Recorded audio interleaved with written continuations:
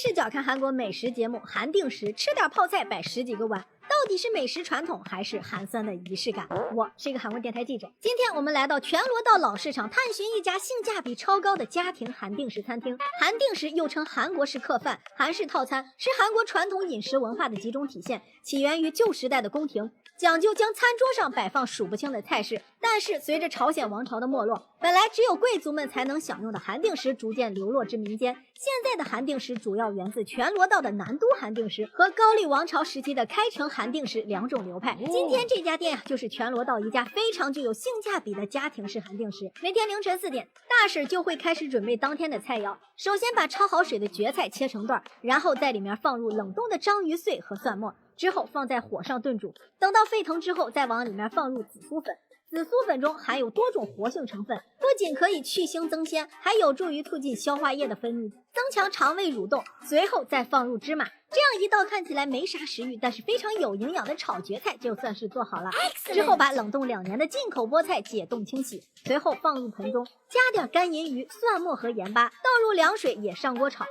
钟之后，第一道海鲜烩菜就算是做好了。随后再把干银鱼放入青辣椒中，加入少量酱油，搅拌均匀，就成了海鲜辣椒泡菜。大婶家之所以生意好，就是因为非常舍得放海鲜，那银鱼哐哐往里放呀，所以大婶家的咸菜都有一股海鲜味儿，这也是大婶家的生意好的所在呀。之后大婶就开始制作今天的主菜了。今天的主菜是韩式辣炖鱼，把冷冻好的青鱼均匀的码放在已经调好味的韩式老帮中，下面则是切好块的萝卜呀，随后再在上面放点青辣椒点缀。大婶怕辣椒辣不死人，又在上面撒了点辣椒面、盐巴和胡椒，最后再倒上点水防止糊锅，再把锅盖盖上炖就行了。大鱼做好了，大婶又开始做小鱼，在干银鱼中加入辣椒、香油和大量辣椒面，再来上一点麦芽糖搅拌一下，随后又放入了大量的辣椒面，把韭菜和芝麻也放进去，再搅拌一下。今天的美味凉拌干银鱼就算是做好了，口感中干巴又透露着辣馊，吃起来非常马西骚呀。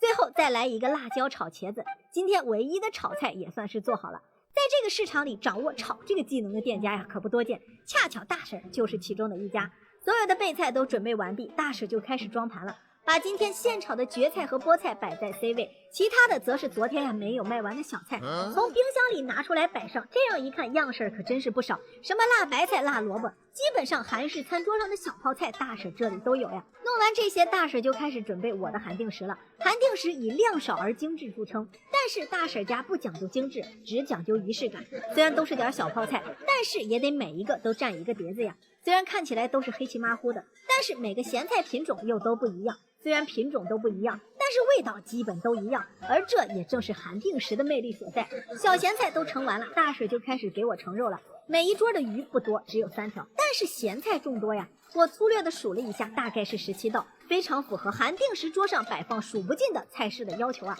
饭是挺好的，但是就是有点心疼刷碗阿姨，这挣的真的是辛苦钱呀。卖个小咸菜一天得刷1000把个碗呀，也是挺辛苦的呀。好了，今天的视频就到这里了，喜欢我视频的小伙伴记得点赞收藏，你们的喜欢就是我更新的最大动力。